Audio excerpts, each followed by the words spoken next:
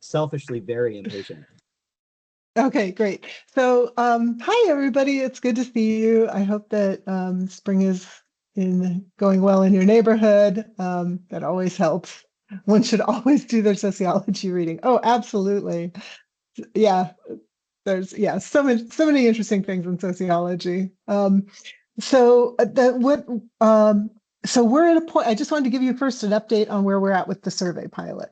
We have I opened the survey pilot and sent the email out to institutions last Wednesday.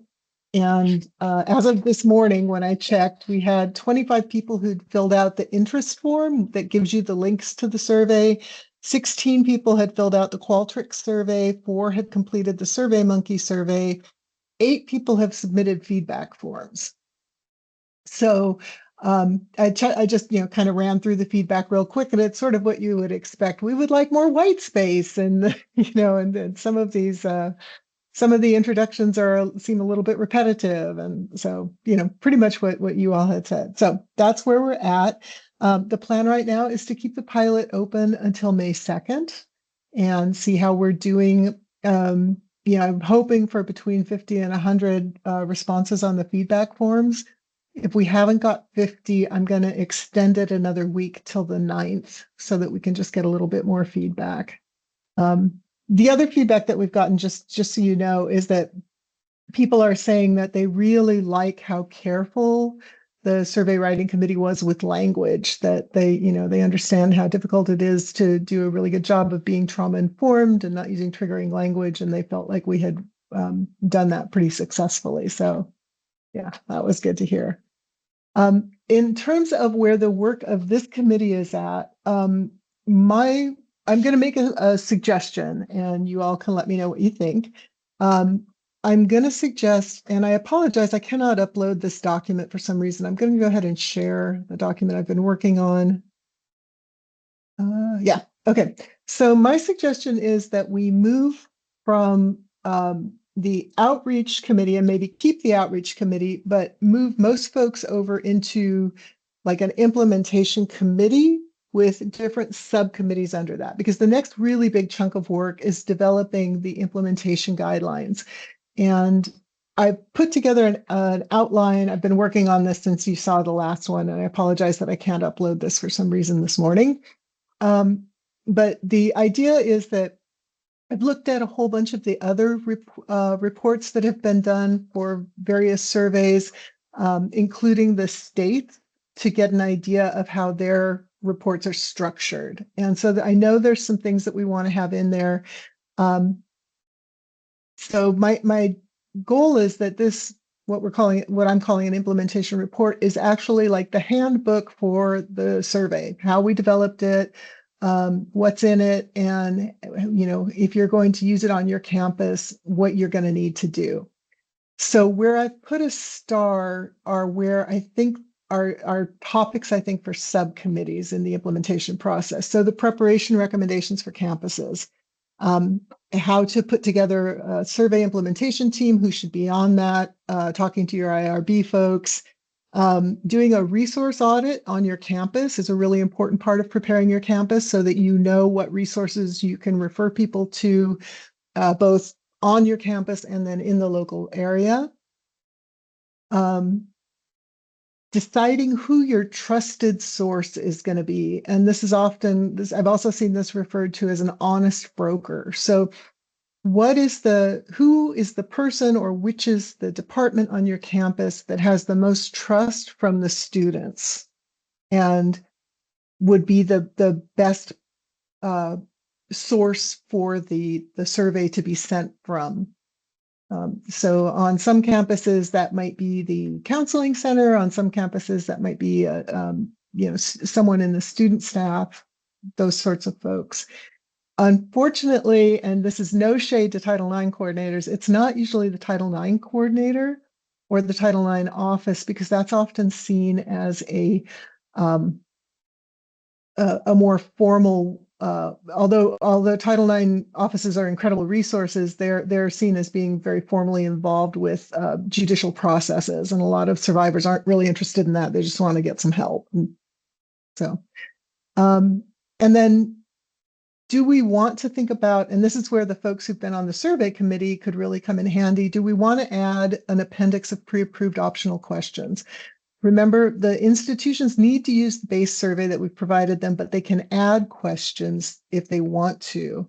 But the Survey Council has the opportunity to review those questions to make sure that they're trauma informed before they're added to the survey. So my suggestion is that we already know that there's going to be some pre-approved questions. For example, for a residential campus, might want to add a series of questions asking about residence life. You know, what's it like for students who are on campus? Campuses that have professional level students, grad students, who are maybe TAs might want to add some questions asking about their experiences with sexual harassment that might be slightly different than an undergraduate student might be exposed to. So that's the preparation subcommittee and the campus preparation subcommittee, and then the maximizing response rates. This is where we talk about how to promote the survey on campus, things about how to make sure that when you're conveying information to the campus community that all partners are aware of it. That could probably be folded into the administering survey subcommittee if you felt like that would work. But the administration subcommittee will talk, then that's where the campus decides, okay, are we going to use Qualtrics or SurveyMonkey, or are we going to try to do something else? When should we put the survey out? Generally it's spring. The incentives, a discussion about whether incentives are a good idea or a bad idea, which ones have worked. And then again, that campus messaging. There should also be a subcommittee, I think, that talks about how to handle and protect the data. So who is going to have access to that data? How are you going to protect the anonymity? How are you going to retain that data? Because that's not specified in, is it necessary to retain the survey data beyond the after you've completed the survey report, for example, and how long, what does that process look like? There also should probably be a subcommittee, or this could be a combination again, that talks about how to code the responses. So if you have this set of responses, you would code that as sexual harassment. Or how do you handle missing data? If you have somebody who's completed half of the questions but left the other questions open, do you count those questions? Those are all really methodological questions that need to be answered. And then deciding on cell size. Most folks at the state level these days are using a minimum cell size of 5, but there should probably be a discussion about why you might want to use that, or if you should use a larger one. And then I don't think we really need a subcommittee for this, because preparing the reporting and preparing the summary reports and results dissemination, I feel like I can write that without a lot of input and then just get your input on the final product. So possible, and this is not a comprehensive list. If other folks have ideas, that's great, but possible survey committee subcommittees, or sorry, implementation subcommittees might be preparation, maximizing response rates, administration, data handling, and data analysis. And then I'm just going to shut up and let folks talk for a while, and I'll stop sharing the screen just so we can have a conversation, but we can come back to this if we need to.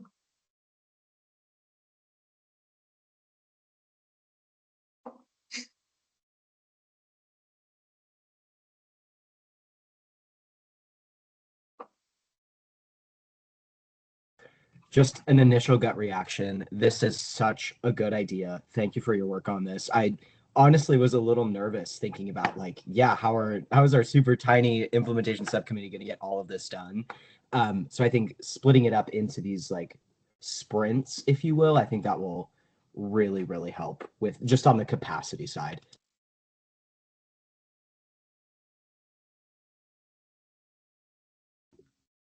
Would it be reasonable if all of us talk about whether there is a specific subcommittee that we're interested in joining or contributing to? Like, obviously, we don't have to stick with one, but I guess it might be helpful if we say how we feel about like splitting the committee into these 5 or 6 groups and whether we would be willing to join one or two.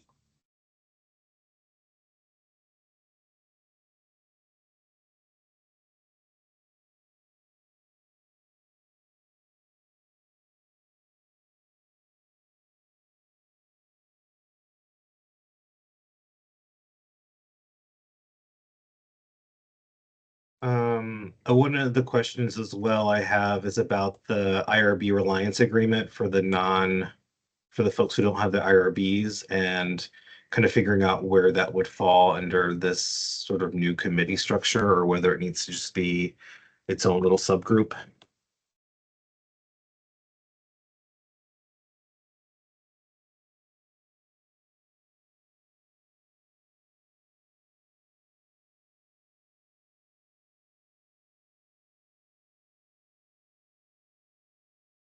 I sort of nested that under handling data, but it could definitely be its own subgroup, I think. I think you have a better idea than I do about how much work is going to be involved in that and getting guidance for campuses on that.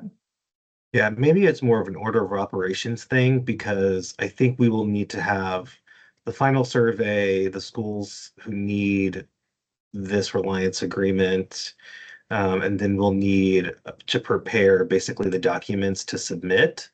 And so it could be a subtask of a committee, but it's also about when we will have all that information ready to prepare to send. Um, so I guess I don't have a good answer, but if it's nested somewhere, I think that's fine for it to live for now, unless it expands. I do not want to put any pressure on folks, but in order to get, so the process backing up to get the survey and the recommendations out to the campuses by our statutory deadline of the beginning of the 25-26 year, we need to have them approved at or we're hoping to have them approved at the August 14th Higher Education Coordinating Commission meeting. They have to approve them before they get sent out.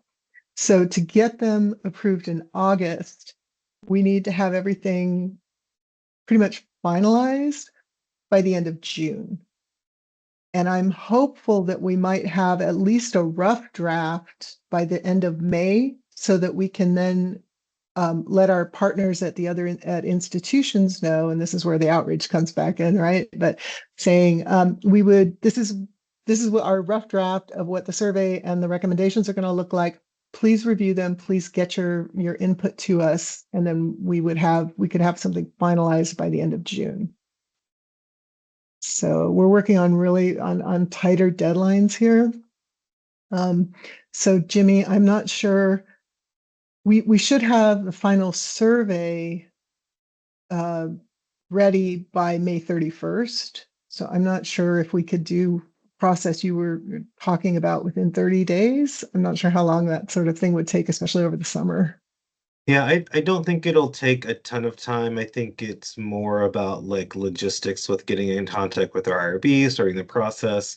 And then we once we have a sense of all of the final documents from our committee, um, I think they would be able to tell us the time frame, but it should move pretty quickly because it's likely to be um, not needing any additional sort of scrutiny from IRB, but it's going to have to go through our IRB process in order to get the reliance agreement. So I guess I don't know if it'll be 30 days because it'll depend on their ability to move quickly. So we can maybe talk more about that timeline once we get a sense of how the committee is going to shape out. But if I will go back to them and tell them we think we'll have a final version of the survey by the end of May and see how long they think it will take to go through, and then how long it will take for the reliance agreement to come through. But I think that data is helpful for me to share with our IRB.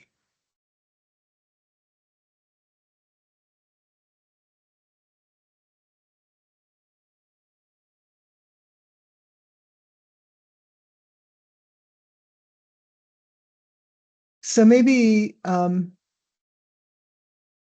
yeah, do you feel like that IRB should be a separate committee then, or could you like nest it again under like handling data? What would you prefer?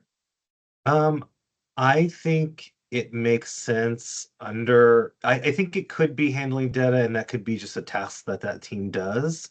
It just requires, it's going to require some coordination with the other subcommittees as well, because we'll have to talk about incentives and we'll have to know all the things before we put it through our IRB. But we can coordinate, you know, it doesn't need to be its own separate thing.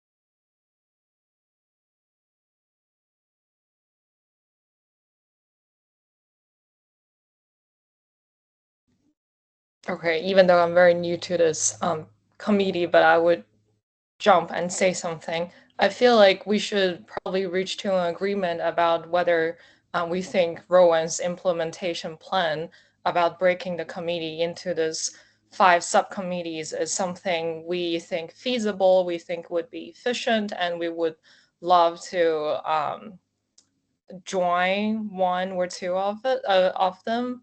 And I would say that I personally don't have any problem with it, and I would love to join or help with either handling data or data analysis, given my background in psychology research. And I'm just a college student here. I really wish people who have more experience with this could share their feedback and ideas about whether this implementation plan sounds good to you. Yeah, I think the plan looks good to me. You know, having done a survey like this for my dissertation, I do think at this scale, the subcommittees that I think Rowan you mentioned here seem really good. Is your recommendation, Rowan, though, that like this decision be made at the larger committee level? So like this seems like this is going to shift from what you said, how the larger committee functions, not just our subcommittee.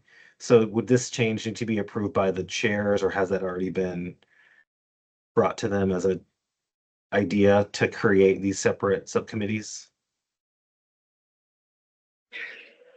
So I think that you are able to divide up the work in the way that it makes most sense to you. You don't need to have full council approval to do that. And you don't need chair approval to do that. And I think there's a recognition, because we've kind of been talking about it, that the work of as the work of the survey committee winds down, that those folks, because that's been our largest subcommittee, that the folks in that subcommittee would move into the implementation side of things.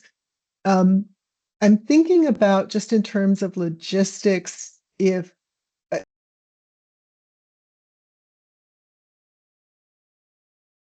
You've muted yourself, Rowan.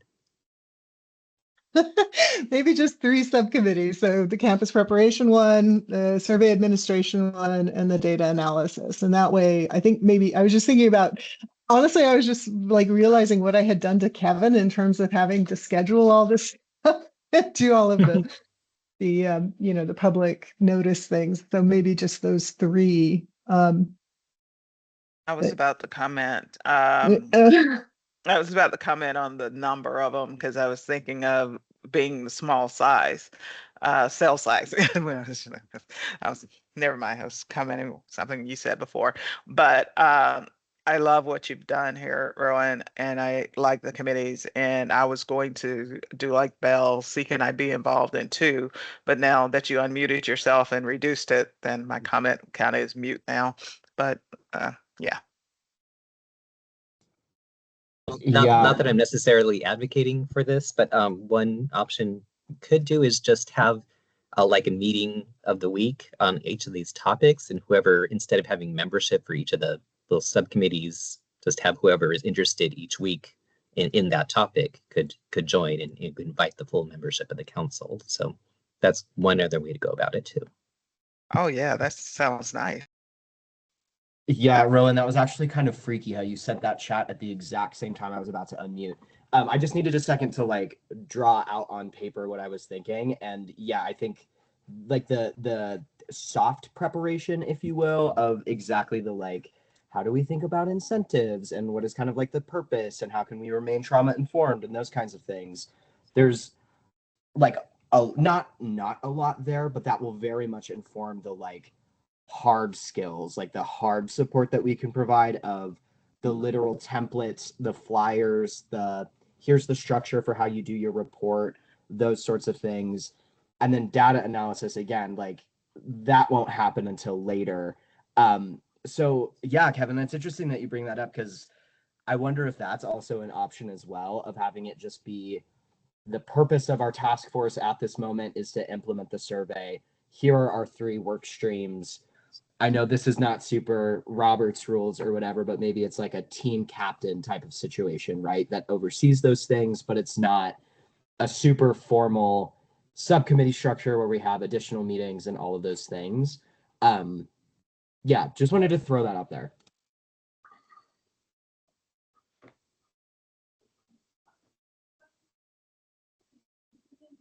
Yeah, I think that feels really good to me because I think some of these things, well, particularly when I think about the survey administration, I think it just connects to all the other topics.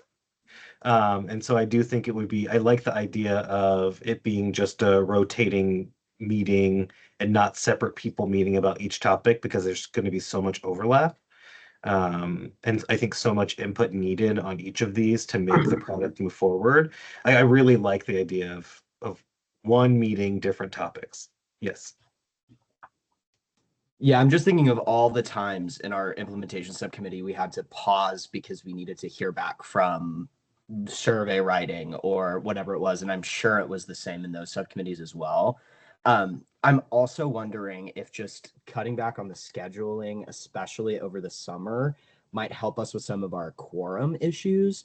If folks might be able to, really commit to one meeting a month as opposed to 2 in addition to ad hoc.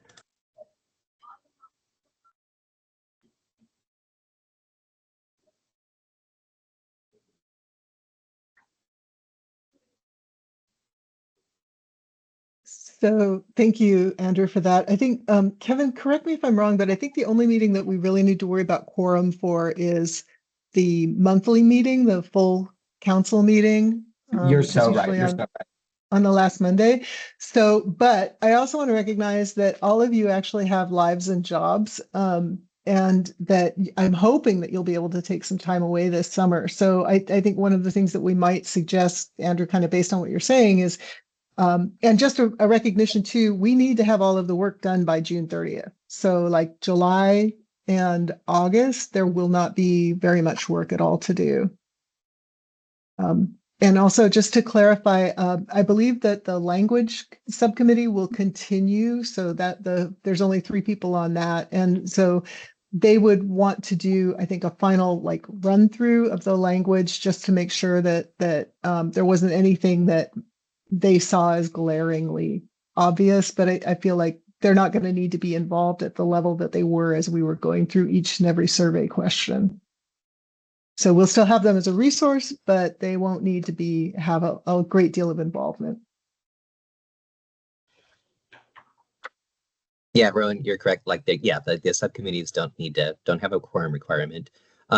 Jimmy, to your question earlier, yeah, we have the full council meeting this Monday, so I'm sure like we'll talk about this as part of the outreach update, and if anybody has comments about it, we can talk about it at that time. I think the only thing that we really need for the implementation plan, the full council will need to vote when it's finalized. The full council will need to vote and approve that in the June or July meeting of the full council, since that's a product of the council that's going to be going out into the world.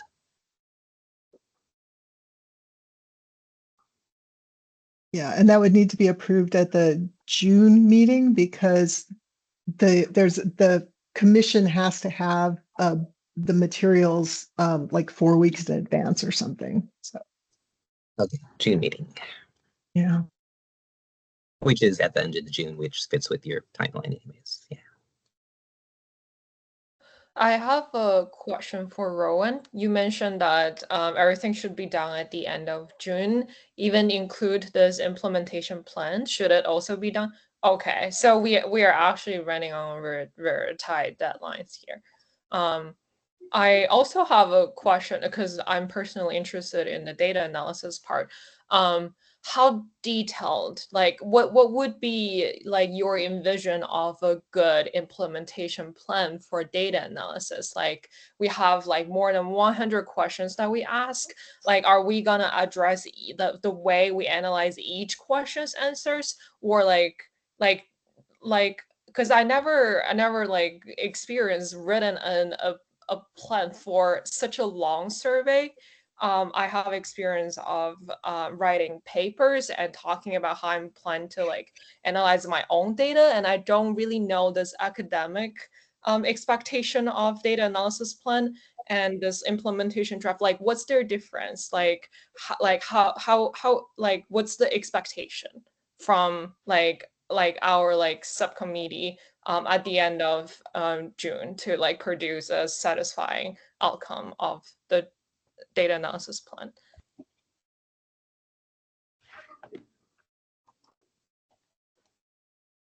I would love to hear from Kelly and Adea on this, but I would suggest that one of the things that the subcommittees can be doing is thinking about what products they're going to have, and some kind of a code book would be really helpful, right? How do you code this? What if the data is missing? What if there's seemingly contradictory, how do you manage the data as it comes in? I wonder if one of the suggestions from that group is also how to build a data analysis team on their campus. So some suggestions on who to involve, maybe thinking about for the schools who have the capacity and time is maybe to hire some graduate students to do the work. But yeah, I think it's a big survey and it would take a lot of effort to do analysis. And so I think there needs to be some TLC in how we help instruct the schools on how you produce that report. Right. And how do you protect the anonymity and confidentiality of the data if you're going to have people other than the principal investigator, your designated principal investigator working on it? Those are all really interesting questions. I think that related to that also, Rowan, is that like schools shouldn't just summarize all of it and then publicize it, right? Like there needs to be, to Jimmy's point, there needs to be sort of a team that involves sort of at least one person that is really well trained in data analysis, and probably multiple people, maybe a Title IX person, maybe a DEI person, certainly somebody from a counseling center, right? Like there's just a whole bunch of people who should be involved in a discussion about what the results actually say before they go out. So I wish I could tell, you invited Adea and I to respond to Belle's inquiry. unless there is a very clear sort of delineation in the statute that says that these must be distributed, these outcomes must be made public in this way. I'm just not sure yet what to recommend, other than maybe there ought to be some sort of collaboration among some number of schools that kind of talk to each other about, okay, here's not necessarily our results, but here's how we're planning on approaching it, and then sort of maybe coming up with some sort of a template to the places that says, these are the things that we recommend you start with. Here are the 10 questions that provide the broadest overview in the spirit of the statute, or something like that. And then if you want to sort of drill down further, then go to this level and then this level, or something along those lines. But I don't think there's an easy answer, other than, again, Jimmy's point, having a team that works on it together and makes some decisions. And then it wouldn't be a bad idea for those teams to be in communication with each other from campus to campus as well. Sort of sharing pitfalls and successes and strategies and stuff like that. So I think I hope that's what's going to happen, honestly, because it is such a huge project, especially for a lot of the smaller schools. I think, and maybe I should be more clear, the statute says that the commission shall adopt rules for the implementation of the survey. Okay. And it says that the council can also make recommendations. So what I'm envisioning this final handbook to have are, you shall do these things, you must do these things, and that will actually become part of the Oregon administrative rules, right? And you can also do these things, or we recommend that you consider doing this as well. And these are some other things you need to think about. So here's what you got to do. And then here's a whole bunch of other stuff that you should be thinking about in addition to the things you have to do. So what you all say has to be done, is really, that's going to be a really critical core component of the administrative rules that actually get passed on to the schools you are working for, which is another thing to think about.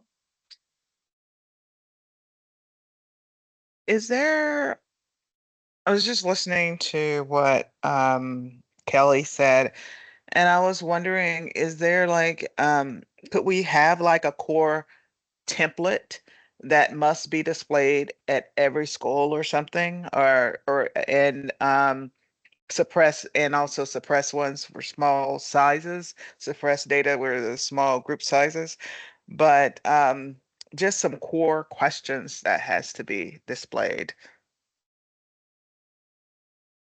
Sorry, what do you mean by core questions, Adea?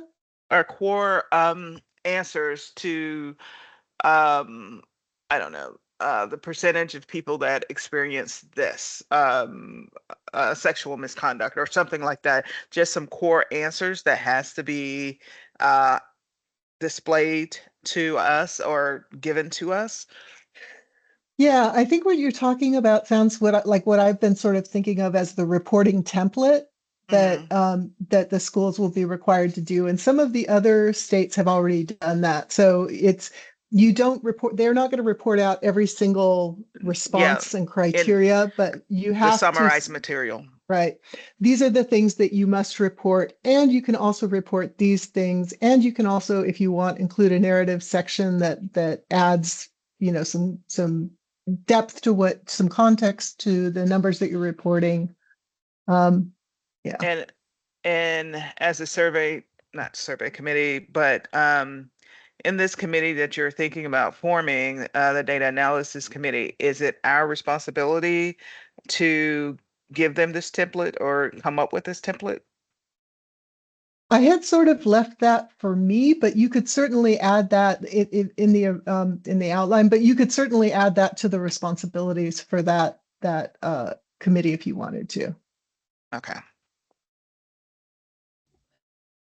So just a clarification about the what Adea just proposed about the mean answers were result that the school need to report to us. So when the school implement the surveys, we actually don't have direct access to all the answers of the survey, right? Only the school has the access to it. Okay, so are we gonna require them to like just give us all the raw data that they have, or we only want to like let them do the analysis and tell us about like the most important result that we want to know? Yeah, the statute says that they must protect and keep confidential and anonymous all of their data. Okay. And then statute says that they must submit a report of results that is aggregated and de-identified. So there can't be any information that could identify anyone in that summary result. So I think the easiest thing to do is to standardize the information that they're going to be reporting to us and say, here, use all of the numbers that you've got and fill in this table with those numbers. And these are the things that we want to see in that table.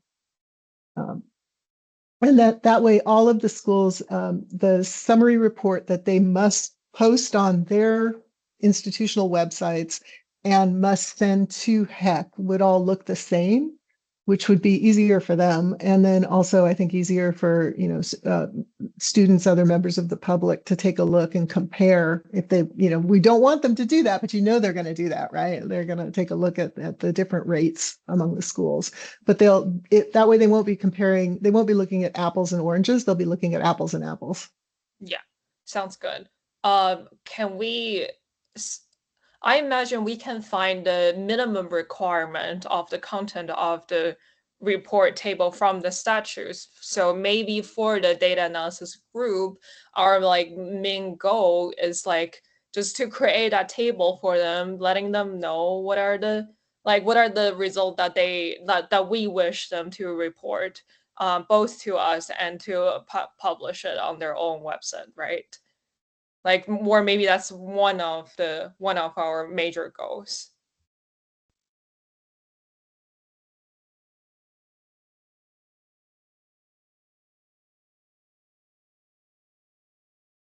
And do you see that our other goal would be also to give them basic, I assume that every school has somebody that knows stat and some basic information about, I guess we could tell them what information we would require back, like how many people took the survey, how many people did you try to survey, student population, response rate, and things like that.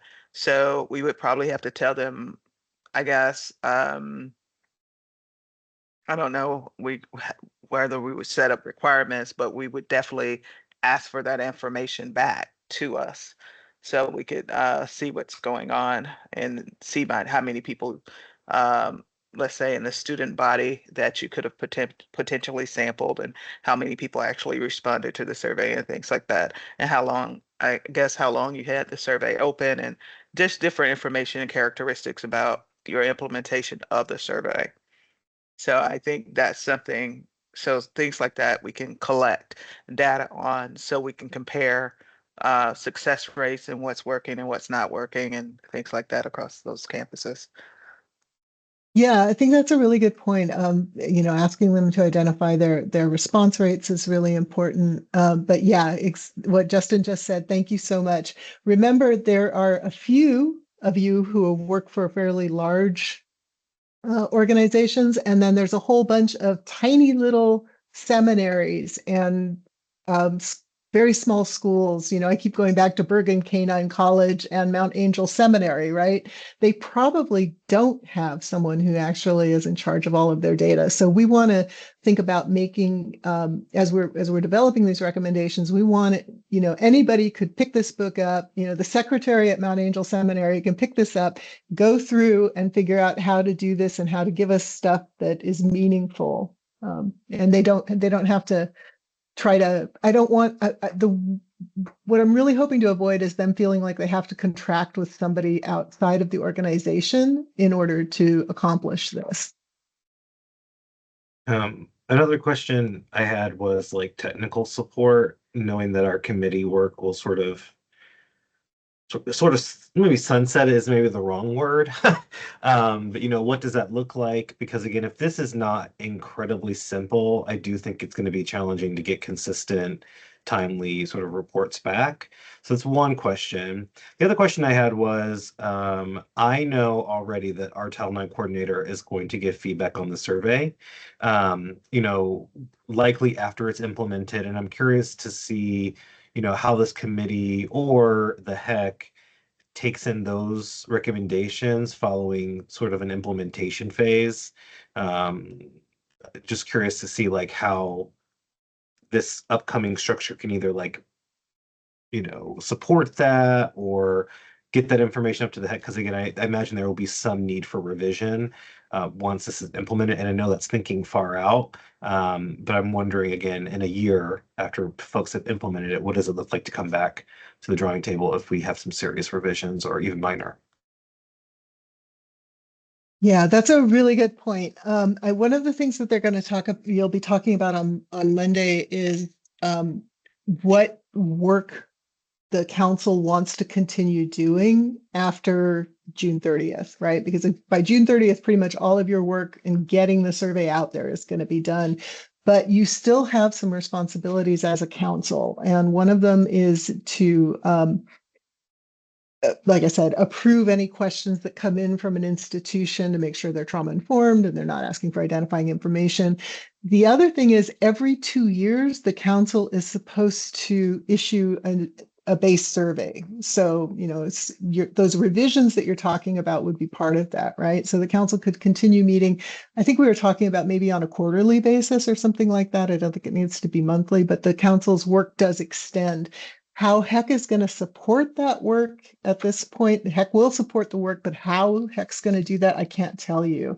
But yeah, there definitely needs to be a staff person at HEC who can guide colleges and universities who have questions about implementation, and can also make sure that they're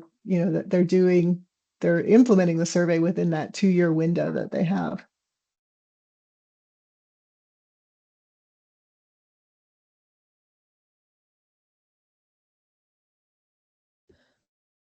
I guess sorry, I'm having so many questions about this data analysis thing. I guess one additional question I have is that as people mentioned that there are some small campuses, they probably don't really have a staff members very specialized in data analysis. Are we expected to provide like tutorial for them to use? Like, I don't expect them to learn R, but maybe JASP or some other easier data analysis tool that they can use. Obviously, we don't need to write everything from the scratch. There are already like tutorials of how to use like things like JASP online. I'm just wondering whether it would be helpful if we provide them the tool. Like we recommend like, okay, if you know how to do R, do it in R. If you don't know how to code, you can use JASP or SPSS, things that might be affordable, because the thing is that good data analysis tools are usually not that cheap unless you're really good at coding and know how to use Python or R. So I'm thinking about, would it be helpful for us to at least introduce them the tools that they can use in case they don't really have someone who is very well versed in data analysis? Well, that's a really good point. The data analysis tools that they're going to use are going to have to be those that are available to them from within SurveyMonkey or Qualtrics. So we cannot expect that they're going to be using SPSS or anything. Yeah, a lot of it is going to be mostly for frequencies and descriptives. I don't think we're going to want them to do any cross analysis, honestly. They might want to do that internally, but I don't think we want to ask for that in summary. One of the concerns, just speaking, is we've had situations where there have been groups that I would consider vulnerable on campus who have been found to have much higher rates of perpetration, or who have had, maybe if they've had much higher rates of experiences. If you call out that and you say, oh, well, trans folk are being sexually assaulted at a much higher rate or something like that, that makes those people on that particular campus really vulnerable. So that kind of cross analysis may not be really useful to put out in public. I see. Yeah. So basically, like most of the time, what we want is just descriptive data, right? The percentage. Yeah. I know Qualtrics can definitely do that. You don't need R to do that. Qualtrics has very basic function of doing it. I'm not pretty sure about SurveyMonkey, but I imagine it's similar. Yeah. But what you're raising there is a really good point, because do you want to tell them there are limitations on how they can further then analyze that data, right? Do you want to direct them into that? Or talk with them about how they might use that kind of analysis to identify problems on campus, and and then you incorporate that into their prevention response. You can do that if you want to as part of your committee work. But for the questions that we would probably ask, we would probably just do simple questions that they can put in Excel file and find the answers to.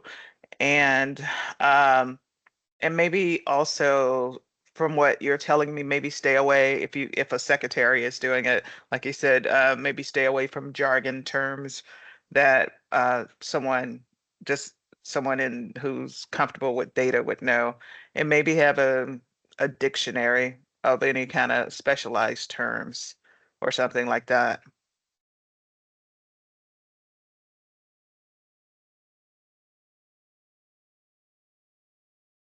So I remember when I put together a dashboard and some information, and I just assumed everybody knew what response rate was, and it wasn't. Not everybody knew, so we had to like put together the formula. So what does that mean? So yeah. Yeah. Yeah, I think that's a very good point, Adea. Thank you for saying that.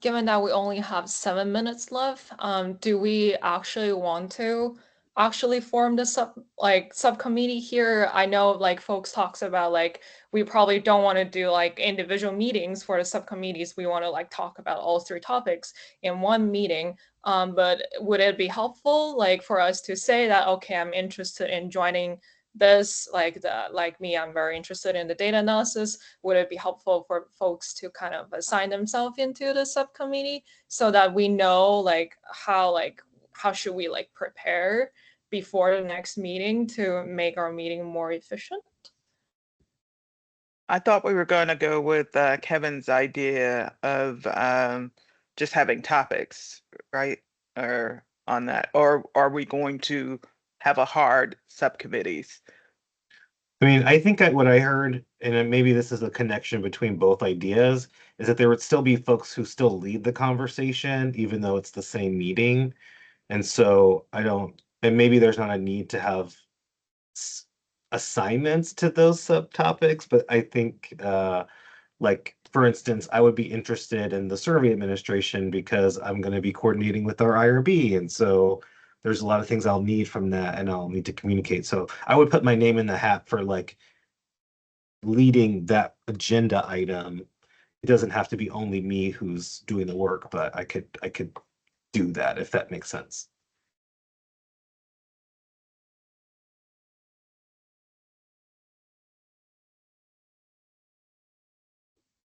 I think that sounds like a great plan. Is there any other folk who's interested in leading the discussion about data analysis and campus preparation?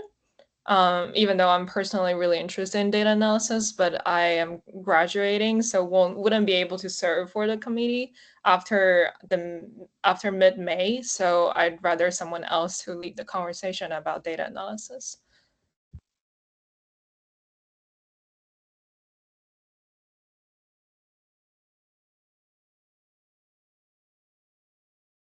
You're writing something, Kelly?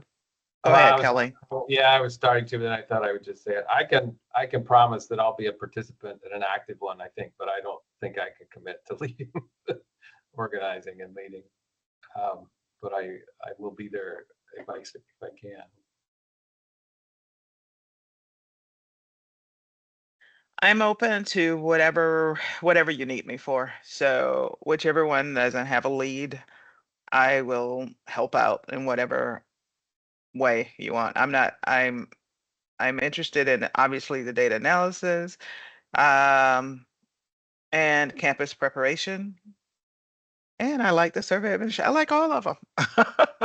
So I think we should bring this to the broader group and give them a chance before saying, I'm definitely going to commit to this. But I want to, if you haven't found anyone, I would definitely be the second choice. But I would want, like Jimmy, I would want more than myself. Because I think just like where we got here is multiple heads. So I definitely don't want to say I'm the lead in this. I think multiple people. Could I suggest, because you all have great, big, beautiful brains, and that's one of the reasons that I love this job so much, is that I get to talk with you all. Summer is really hard, and I would hate for people to feel like, well, we can't really work because our leader isn't going to be there this week. So could I suggest that we just go ahead and set it up, have the topics kind of rotating. You show up for the meetings that you want to or that you're interested in.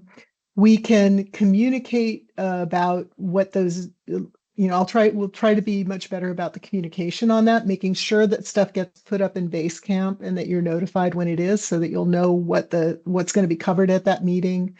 And then if whoever can make it to that meeting, having just a conversation, maybe rather than having one person who's sort of directing the work, might work well for this group. You seem to work really well together. Okay. Yeah, administratively, yeah, there's you don't necessarily need to have like a chair for this each little topic subcommittee. So yeah, what Rowan said would work just fine. And I forgot okay, so it's going to be weekly, set weekly meeting time. Okay, a topic every week. Okay, thank you. So I think what I might do, and maybe you can just discuss it further, is just like maybe I'll just send out like a meeting poll, like as a generic representation of a week, like what's your best time on a generic week for you, and then like maybe try and schedule these meetings at the same time each week. That's my simplest thought, instead of sending like a ton of polls out, but I'm open to other ideas too. Yeah, consistent meeting time is best for me. And so, yeah, I love the idea of that.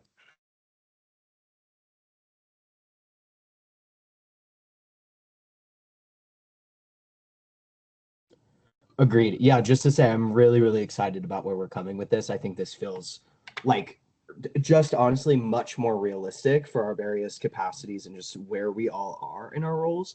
Also, we're meeting very, very soon with the rest of the task force. So definitely glad to be able to follow up there. I do also have to run. We are interviewing fellows. So with that being said, any final bows we can tie to, wrap this up?